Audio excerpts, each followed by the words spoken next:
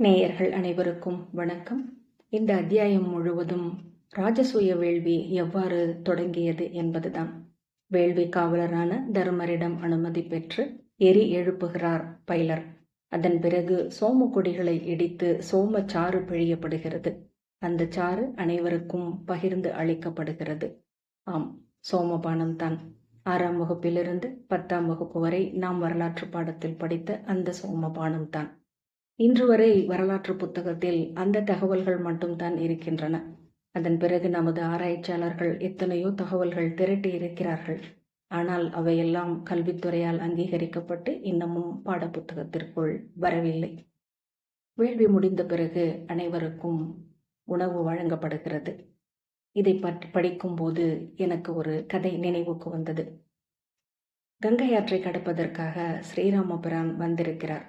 அவரை பார்த்துவிட்டு ஒரு குகன் இன்னொரு குகனிடம் கேட்கிறான், இவர் யார் என்று. தெரியாத அவனுக்கு இவர்தான் ஸ்ரீராமர் என்று அவன் பதில் சொல்கிறான்.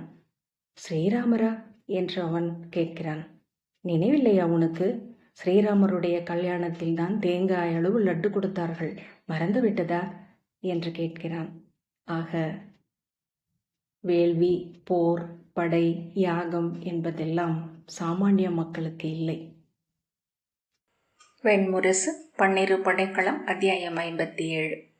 இந்திரபிரஸ்த நகரின் வேள்வி சாலையின் வலப்பக்கம் அமைந்திருந்த கோபுரத்தில் கண்டாமணி கீழிருந்து இளங்களிரொன்று இழுத்த வடத்தால் அசைக்கப்பட்டு ஓம் ஓம் ஓம் என்று முழங்கியது.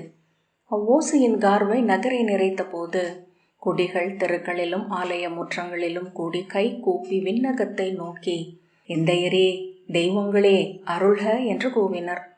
ஒற்றை குரலென திரண்ட அம்முழக்கம் எழுந்து வேள்வி சாலையை சூழ்ந்தது. பைலர் தருமனின் அருகே சென்று வணங்கி அவர் ஆணையை கோரினார். இந்திரபிரஸ்தத்தின் முடிசூடி வெண்குடை கவித்து கையில் செங்கோலுடன் அமர்ந்திருந்த தருமன், தெய்வங்கள் அருள்க, வேள்வியில் எரி எழுக என்று ஆணையிட்டார். அவ்வாறே என்று பின் பைலர் வைதிகர் நிறையில் முகப்பில் எழுந்த பன்னிரு இளையோரிடம், இளைய வைதிகரே, வேள்விக்கென 6 வகை எரிகளை எழுப்புமாறு இந்திரபிரஸ்தத்தின் அரசரின் ஆணை வந்துள்ளது. ஆம், அவ்வாறே ஆகுக என்றார். அவர்கள் தலை வணங்கி நிறைவகுத்து சென்று தௌமியரை வணங்கினர். தௌமியர் அளித்த உலர்ந்த தர்பை சுருளை வாங்கி கொண்டு வந்து பைலருக்கு முன் நின்றனர். பைலர் எரி எழுப்புவதற்கான அரணிக்கட்டைகளை அவர்களுக்கு அளித்தார். அவற்றை கொண்டு வந்து 6 வரிகளாக அமைந்த 36 எரிகுளங்களின் ஒவ்வொரு நிறையின் தொடக்கத்திலும் நின்று வணங்கினர். எரிகுளங்களை சூழ்ந்து அமர்ந்திருந்த வைதிகர்கள் தர்பை சுற்றிய கைகளை தூக்கி ஆகவனீயம் எரி எழுக, கார்கபத்தியம் எழுக, தட்சிணம் எழுக என்று வாழ்த்தினர். இளைய வைதிகர் இடக்கால் மடித்து நிலத்தில் அமர்ந்து அரணிக்கட்டையின் அடிக்குற்றையை தரையில் வைத்து உள்ளங்கை குழுவில் நிலைக்கழியை நாட்டி அவற்றில் சுற்றப்பட்ட கயிற்றை மத்து போல விரைந்து இழுத்து சுழலச் செய்தனர். புறா குறுகும் ஒலி போல அரணிக்கட்டைகளின் ஒலி எழுந்தது. குழிக்குள் சுழன்ற கட்டை வெம்மை கொள்ள அனைத்து விழிகளும் அவற்றையே நோக்கி கொண்டிருந்தன. முதல் எரி எது என்பது வேள்வியில் எழுந்து வரும் முதல் தெய்வம் எது என்பதன் அறிவிப்பு. 3வது கட்டையில் தர்பை சுருள் புகைந்து பற்றி கொண்டதும் வைதிகர்கள் தங்கள் வலக்கையை தூக்கி, வெற்றி கொள்பவனாகிய இந்திரனே, இங்கெழுக, உன் இடியோசை எழுக, மின் கதிர் எழுக என்று வாழ்த்தினர். 6வது கட்டை அடுத்ததாக பற்றி கொண்டது. 4வது கட்டையும் 1வது கட்டையும் 2வது கட்டையும் 5வது கட்டையும் இறுதியாக பற்றி கொள்ள 6 தீ இதழ்களுடன் வைதிக இளைஞர்கள் எழுந்தனர். பைலர் முதலில் எரிந்த இந்திரனின் சுடரை எடுத்து முதல் எரிகுளத்தில் அடுக்கப்பட்டிருந்த பலாச விறகின் அடியில் வைத்தார். தர்பையை உடன் வைத்து தர்பையாலான விசிறியால் மெல்ல விசிறிய போது பலாசம் சிவந்து கருகி இதழ் இதழாக தீ எழுந்தது. சூழ்ந்தமர்ந்திருந்த அவியளிப்போர் உறக்க வேதம் முழங்கினர். நெய் விட்டு அத்தழலை எழுப்பி அதிலிருந்து அடுத்தடுத்த எரிகுளங்களை அனலாக்கினர். 6 எரிகளும் 36 எரிகுளங்களில் மூண்டெழுந்த போது வேத பேரொலி உடன் எழுந்தது. வேதத்தின் சந்தத்திற்கு ஏந்தாடுபவை போல நெளிந்தாடின செந்தழல்கள். இங்கு இங்கு என்றன, இதோ இதோ என்றன, அழி அழி என நீட்டின, இன்னும் இன்னும் என்று உவகை கொண்டன. கொள்க கொள்க என்று கையசைத்தன. நெய்யும் மலர்களும் அரிமஞ்சளும் என் மங்களங்களும் முறையவியாக்கி வேள்வித்தீயை நிறுத்தினர் வைதிகர். நறும்புகை எழுந்து குவைக்கூரைகளில் திரண்டு மெல்ல தயங்கி பிரிந்து கீழிறங்கி வேள்விச்சாலையை வெண்பட்டு திரையென மூடியது. வெளியிலிருந்து 18 பெருவாயில்களின் ஊடாகவும் உள்ளே வந்த காற்று வெண்பசுக்களை இடையன் என அப்புகையை சுழற்றி ஓட்டிச் சென்றது. காற்று வந்தபோது அசைவு கண்ட நாகமென சீறி மேல் எழுந்து நான் நீட்டி நெளிந்தாடிய தழல்கள் காற்று மறைந்ததும் மீண்டும் அடங்கி பறந்து விரைகில் வழிந்து நெய் உண்டு பொறி சிதற குவிந்து கிழிந்து பறந்து துடித்தாடின. பைலர் தௌமியரிடம் சென்று ஆணை பெற்று வைதிகர்களின் அவைக்கு வந்து வேதம் பிறந்த தொல்மொழியில் அங்கே சோமம் பிழியவிருப்பதை அறிவித்தார். வைதிகர் அனைவரும் வலக்கையை தூக்கி ஆம் ஆம் ஆம் என்னும் ஒலி எழுப்பி அதை ஏற்றனர். 18 இளைய வைதிகர்கள் ஈர பசும் பாம்பு குஞ்சுகளைப் போல சுருட்டப்பட்டிருந்த சோமக்குடிகளை மூங்கில் கூடைகளில் சுமந்து கொண்டு வந்தனர். அவற்றை தௌமியரிடம் காட்டி வாழ்த்து பெற்ற பின்னர் அவை அமர்ந்திருந்த முனிவர்களிடமும் வைதிகர்களிடமும் அவற்றை காட்ட ஒவ்வொருவரும் தங்கள் தர்பை மோதிரம் அணிந்த வலக்கையால் அவற்றை தொட்டு வாழ்த்தினர். 18 சோம கொடிச்சுருள் கூடைகளும் எரிகுளங்களுக்கு முன்னால் வைக்கப்பட்டன. பைலர் தருமனை வணங்கி சோமச்சாறு எடுக்க அனுமதி கோரினார். தேவர்களுக்கு இனியதும் தெய்வங்களுக்கு உரியதுமாகிய சோமச்சாறு இங்கு பிழியப்படுவதாக. ஆம், அவ்வாறே ஆகுக என்று தருமன் ஆணையிட்டார். மரத்தாலான 108 உரல்கள் அமைக்கப்பட்டன. வைதிகர்கள் எடுத்தளிக்க இளம் வைதிகர்கள் சோமக்குடியை அவ்வுரல்களுக்குள் இட்டு வேதத்தின் சந்தத்திற்கு ஏற்ப மெல்லிய உலக்கைகளால் குத்தி நசுக்கினர். பின்னர் அப்பசும் விழுதை எடுத்து வலக்கை கீழிருக்க பிழிந்து மரக்கிண்ணங்களில் தேக்கினர். 108 கிண்ணங்களில் சேர்க்கப்பட்ட சோமச்சாறு 36 எரிகுளங்களுக்கும் பகிர்ந்தளிக்கப்பட்டது. தர்பையால் சோமச்சாரை தொட்டு எரியில் எழுந்த தேவர்களுக்கு அளித்து வேதம் ஓதினர் வைதிகர். அதன் பின் அன்னம் ஆகுதியாக்கும் இடா அளிக்கையையும் நெய்யை அனலாக்கும் ஆஜியம் என்னும் அளிக்கையையும் தொடங்க தௌமியரிடம் ஆணை பெற்று தர்மனிடம் ஒப்புதல் பெற்று பைலர் அறிவித்தார். மரச்சக்கரங்கள் கொண்ட 108 வண்டிகளில் அமைந்த மூங்கில் கூடைகளில் ஆவி எழும் அன்ன உருளைகள் கொண்டு வரப்பட்டன. எரிகுளங்களுக்கு அருகே அவை நிறுத்தப்பட்டு கூடைகள் இறக்கப்பட்டன. ஒவ்வொரு கூடையிலிருந்தும் ஒரு கவளம் அன்னம் எடுத்து எரியில் எழுந்த தேவர்களுக்கு அளித்தனர். என் திசை தேவர்களுக்கும் 8 முறை அன்னம் அளிக்கப்பட்டது. அதன் பின் தேனும் எண்கணிச்சாரும் பாலும் கலர்ந்த மதுபர்க்கம் அவியாக்கப்பட்டது. சோமரசம் சிறு பொற்கிண்ணங்களில் பரிமாறப்பட்டு அவை அமர்ந்திருந்த அரசர்கள் அனைவருக்கும் அளிக்கப்பட்டது. முதலில் மதுபர்க்கமும் பின்னர் சோமமும் இறுதியாக அன்னமும் உண்ட அவர்கள் கை கூப்பி எரிகுளத்தில் எழுந்த தேவர்களை வாழ்த்தி வணங்கினர். இந்திரபிரஸ்தத்தில் இருந்த பெருங்குடிகளும் வணிகர்களும் அமர்ந்த கிளை அவைகளுக்கு மதுபர்க்கமும் சோமமும் அன்னமும் சென்றன. ஓசையின்றி அவை இறுதி வரை கைமாறி அளிக்கப்பட்டன. அன்ன அளிக்கை முடிந்ததும் தௌமியர் எழுந்து வந்து அவையை வணங்கி இங்கு தேவர்கள் எழுந்தருளியுள்ளனர். இவ்வேள்வி நிகழும் 12 நாட்களும் இந்நகரை வாழ்த்தியபடி அவர்கள் இவ்வெளியில் நின்றிருப்பார்கள். தேவர்கள் எழுந்த மண் தீங்கற்றது, விண்ணுக்கு நிகரானது. இதில் நடமாடுபவர்கள் அனைவரும் தேவர்கள் என்றே கருதப்படுவார்கள். ஓகை கொள்வோம், அன்பில் தோள் தழுவுவோம், மூதாதையரை வணங்குவோம், தெய்வங்களுக்கு உகந்த உணவை உண்போம், தேவர்கள் மகிழும் சொற்களை பேசுவோம். ஓம் அவ்வாறே ஆகுக என்றார். அவை அமர்ந்திருந்த வைதிகர்கள் வேதம் ஓதியபடி திரும்பி அரிமலரையும் கங்கை நீரையும் அரசர் மீதும் குடிகள் மீதும் தெளித்து வாழ்த்தினர். தருமன் எழுந்த அவையோரை வணங்கி இங்கு அமர்ந்துள்ள ஒவ்வொருவருக்கும் அவர்களுக்கு உகந்த உணவு அனைத்தும் சித்தமாக உள்ளன. ஒவ்வொருவரின் கால்களையும் தொட்டு சென்னி சூடி உணவருந்தி மகிழ என்று யயாதியின், ஹஸ்தியின், குருவின், பிரதீபரின், சந்தனுவின், விசித்திர வீரியரின் பெயரால் நான் வேண்டிக் கொள்கிறேன். உங்கள் உணவுண்ட மிச்சில் என் மூதாதையருக்கு உகந்த பலியாக ஆகுக என்று வேண்டிக் கொண்டார். உணவு கூடத்தை நடத்திய யூத்சுவும் துச்சாதனனும் அவைக்கு வந்து வணங்கி அனைவரையும் உணவுண்ணும்படி அழைத்தனர். துச்சாதனன் உரத்த குரலில் அனல் தொடா உணவுண்ணும் முனிவர்களுக்கு கிழக்கு வாயிலினூடாக செல்லும் பாதையின் இறுதியில் அமைந்த சோலைக்குள் கனிகளும் தேனும் காய்களும் கிழங்குகளும் ஒருக்கப்பட்டுள்ளன என்றான். உயிர் கொல்லப்படாத உணவு உண்ணும் வைதீகர்களுக்காக மேற்கு வாயிலின் வழியாக சென்றடையும் உணவு கூடத்தில் அறுசுவை பண்டங்கள் சித்தமாக உள்ளன. ஊனுணவு விழையும் சத்திரியர்களுக்காக பின்பக்கம் தெற்கு வாயிலினூடாக செல்லும் பாதை 8 உணவு பந்தல்களை சென்றடைகிறது. சத்திரியர் கைகளை தூக்கி ஆ ஆ என கூவிச் சிரித்தனர். துச்சாதனன் வடக்கே குளிர் நிலத்து அரசர்களுக்குரிய உணவு முதல் பந்தலிலும், மேற்கே பாலை நில அரசர்களுக்கு உரிய உணவு 2வது பந்தலிலும், காங்கேய நிலத்து அரசர்களுக்குரிய கோதுமை உணவு 3வது பந்தலிலும், காமரூபத்துக்கும் அப்பால் உள்ள கீழே நாட்டு அரசர்களுக்கான அரிசி உணவு 4வது பந்தலிலும், மச்சர்களுக்கும் நிஷாதர்களுக்கும் உரிய மீன் உணவு 5வது பந்தலிலும், விந்திய நிலத்தைச் சேர்ந்தவர்களுக்குரிய உணவு 6வது பந்தலிலும், எரியெழும் தென்னகத்து உணவுகள் 7வது பந்தலிலும், பீதர் யவனர் நாட்டு உணவுகள் 8வது பந்தலிலும் அமைந்துள்ளன. அனைத்து பந்தல்களிலும் உணவு உண்ணும் மல்லர்களையே மூதாதையர் விழைவர் என்றான். அவை சிரிப்பால் நிறைந்தது. துச்சாதனன் வணிகர்களுக்கும் பெருங்குடி மக்களுக்குமான உணவுச்சாலைகள் அவர்களின் பந்தல்களிலிருந்து பிரிந்து செல்லும் பாதைகளின் இறுதியில் அமைந்துள்ளன. உணவு குறை ஏதும் சொல்ல விழைபவர்கள் தங்கள் மேலாடையை தலைக்கு மேல் தூக்க வேண்டும் என்றும், அடுமனையாளர்களும் அவர்களை அமைத்திருக்கும் நானும் யூத்சுவும் அவர்களை தேடி வந்து குறைகளை கேட்டு ஆவண செய்வோம் என்றும் அரசரின் சார்பில் அறிவிக்கிறோம் என்றான்.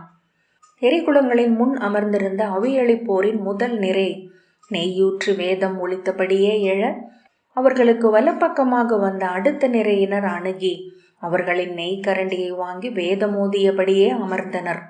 உணவுண்பதற்காக முனிவர்களும் வைதீகர்களும் அரசர்களும் குடிகளும் வணிகர்களும் ஓசையின்றி எழுந்து இயல்பாக அணிவகுத்து பாதைகளினூடாக மெல்ல ஒழிந்தோட சற்று நேரத்தில் எரியூட்டுபவர்கள் அன்றி பிரிதெவரும் என்று அம்மாபெரும் வேள்வி கூடம் ஒழிந்தது. தருமன் திரௌபதியுடன் எழுந்து அவையை வணங்கி அரியணை மேடையிலிருந்து இறங்கினார். சவுனகர் வந்து அவரை வணங்கி, முறைப்படி என்று தாங்கள் மூதாதையருக்கு உணவளித்து நிறைவூட்டிய பின்னரே விருந்துண்ண வேண்டும் அரசே என்றார். இளைய பாண்டவர்கள் சூழ வேள்வி கூடத்திலிருந்து தெற்கு வாயிலினூடாக வெளியே சென்ற தருமன் அங்கிருந்த சிறு மண்பாதை வழியாக சென்று சோலைக்குள் ஓடிய சிற்றோடை கரையில் கூடிய வைதிகர் நடுவே தன் தேவியுடன் தர்பை மேல் அமர்ந்தார். 7 கவளங்களாக பிடிக்கப்பட்ட அன்னத்தை நுண்சொல் உரைத்து நீரில் இட்டு மூழ்கி விண்வாழ் மூதாதையருக்கு உணவளித்து வணங்கினர். ஈரத்துடன் கரையேறி தென் திசை நோக்கி மும்முறை வணங்கி உணவுண்டு அமையுமாறு தென்புலத்தாரை வேண்டினர். ஏவலர் வெண்திரை பிடிக்க உள்ளே சென்ற ஆடை மாற்று மீண்டும் அரச உடையணிந்து வெளிவந்து உணவு பந்தலை அடைந்தார். அங்கு பல்லாயிரம் நாவுகள் சுவையில் திளைத்த ஓசை பெரும் முழக்கமென எழுந்து சூழ்ந்தது. வேள்வி கூடத்தை விட மிகுதியான தேவர்கள் இங்குதான் இறங்கி இருப்பார்கள் என்றான் பீமன். தருமன், இளிவரல் வேண்டாம் மந்தா, இது நம் மூதாதையர் உலவும் இடம் என்றார். பீமன், ஆம், வேறு எவர் இங்கு வந்திராவிட்டாலும் ஹஸ்தி வந்திருப்பார், அதை என்னால் உறுதிப்பட சொல்ல முடியும் என்றான். தருமன் சினத்துடன், பேசாதே, முன்னால் போ என்றார். பீமன் சிரித்தபடி முன்னால் செல்ல இடைப்பாதையினூடாக ஓடி வந்த துச்சாதனன், அரசே, உணவு கூடங்கள் அனைத்தும் நிறைந்து நெறிப்படுகின்றன, இதுவரை ஒரு மேலாடை கூட மேலெழவில்லை என்றான். பீமன், மேலாடை எழாதிருக்காது, இப்போதுதானே அனைவரும் மது அருந்தி கொண்டிருக்கிறார்கள். மதுவை குறை சொல்வது எவருடைய இயல்பும் அல்ல. உணவு உண்டு முடிக்கையில் மேலாடைகள் எழும் என்றான். துச்சாதனன் புரியாமல் ஏன் என்றான். பீமன், மேலும் உண்ண முடியவில்லை என்னும் குறையை உணராத ஊன் வெறுப்புள்ளவர்கள் எவர் இருக்கிறார்கள் என்றான். துச்சாதனன் நகைத்தபடி, முனிவர்களையும் வைதீகர்களையும் இன்மொழி சொல்லி ஊட்டும் பொறுப்பை யூத்சுவிடம் ஒப்படைத்துள்ளேன் என்றான். பீமன், ஆம், அவன் அதற்குரியவன்தான். ஒவ்வொரு தலைமுறையிலும் அஸ்தினபுரியில் ஒரு விதுரர் இருக்கிறார் என்றான். மந்தா, உன் சொற்கள் எல்லை மீறுகின்றன என்று தருமன் மீண்டும் முகம் சுளித்தார். மூத்தவரே, நாம் ஏன் இங்கு வீண் சொல்லாட வேண்டும்? நாம் இருக்க வேண்டிய இடம் உணவு கூடம் அல்லவா என்றான் துச்சாதனன். அவர்கள் இருவரும் தோள் தழுவிச் செல்ல புன்னகையுடன் திரும்பிய தருமன் அர்ஜுனனிடம், இளையவனே, நான் விழைந்த காட்சி இதுவே. நகர் நெறிவு நாளில் நிகழ்ந்தவற்றுக்கு பிறகு இப்படி ஒரு தருணம் வாய்க்கும் என்று எண்ணியிருக்கவே இல்லை என்றார். அர்ஜுனன் ஆம் என்றான்.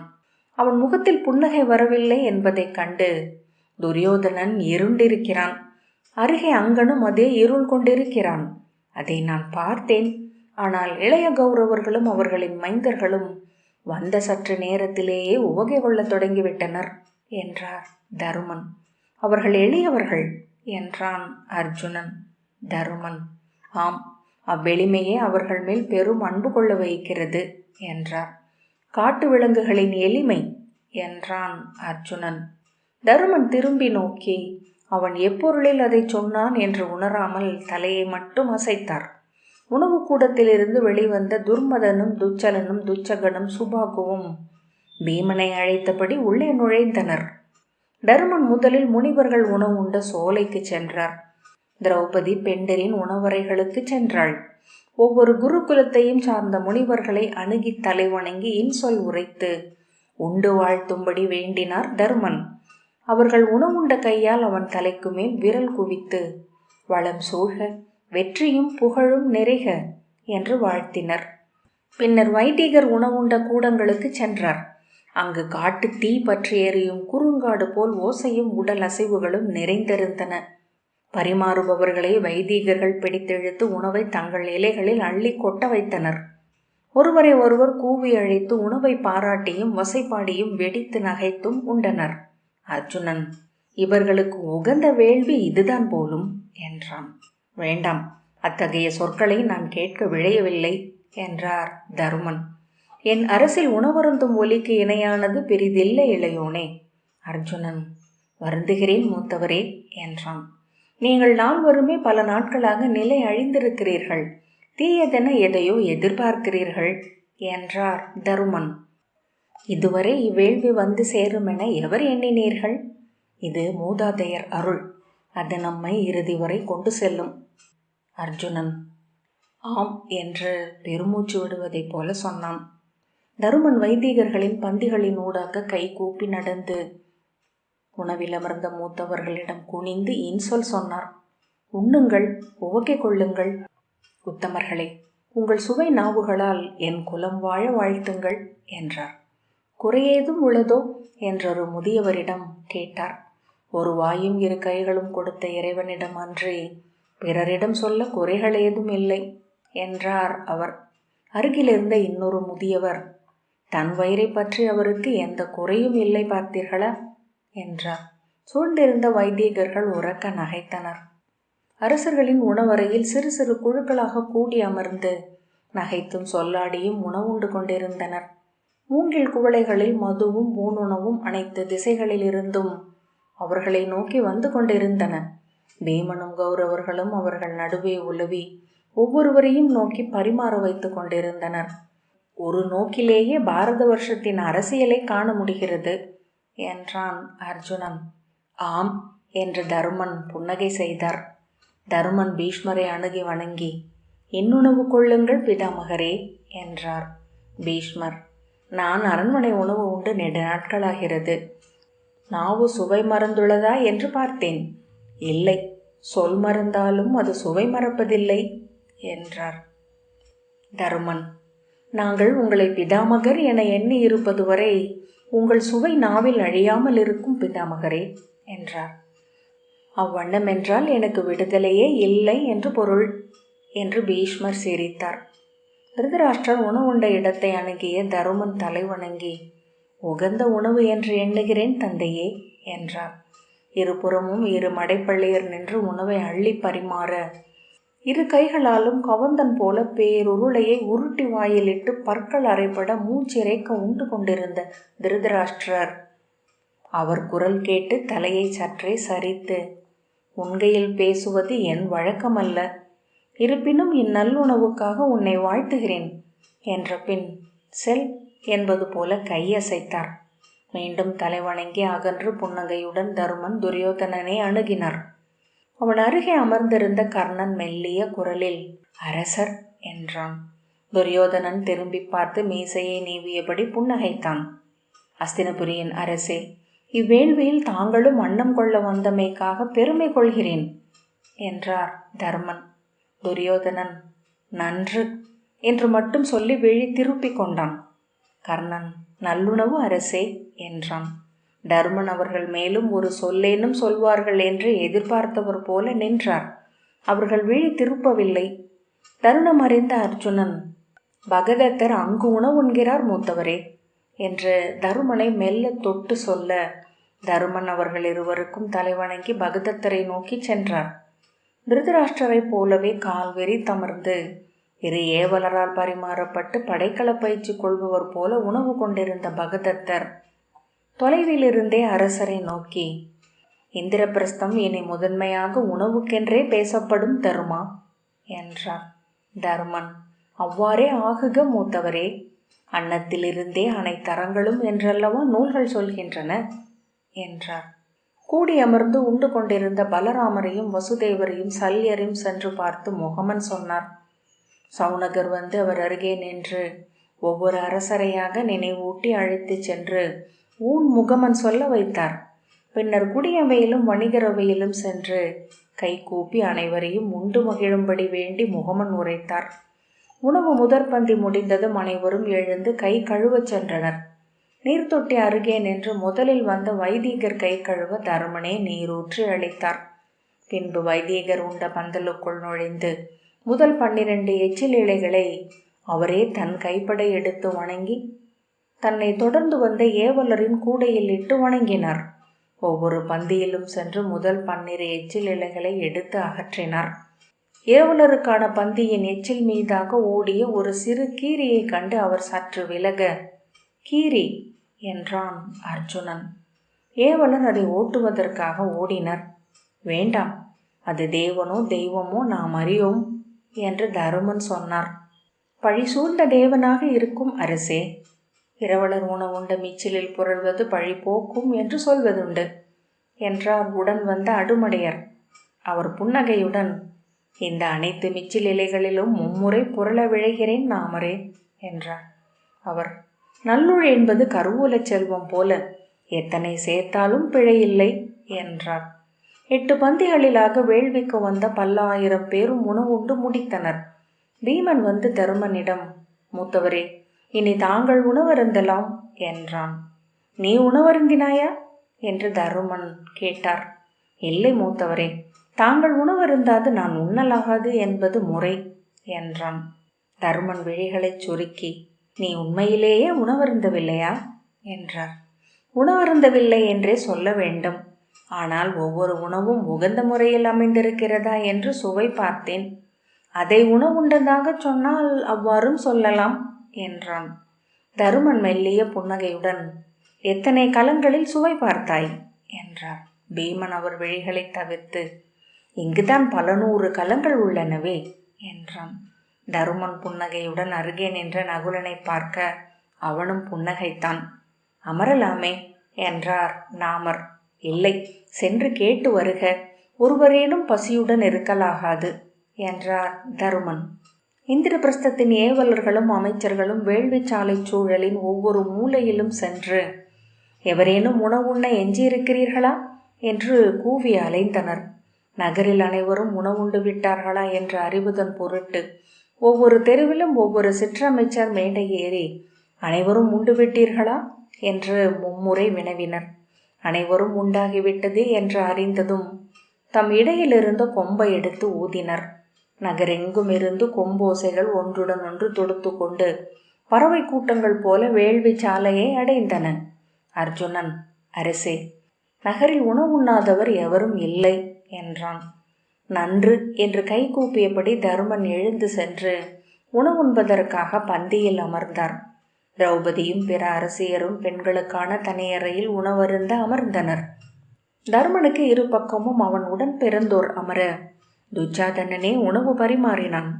முதல் உணவு கவளத்தை எடுத்து கண் மூடி, தெய்வங்களே, மூதாதையரே, நிறைவடிக என்ற பின் தருமன் உண்டார். பன்னிரு படைக்களம் 57வது அத்தியாயம் இத்துடன் நிறைவு பெற்றது. நன்றி.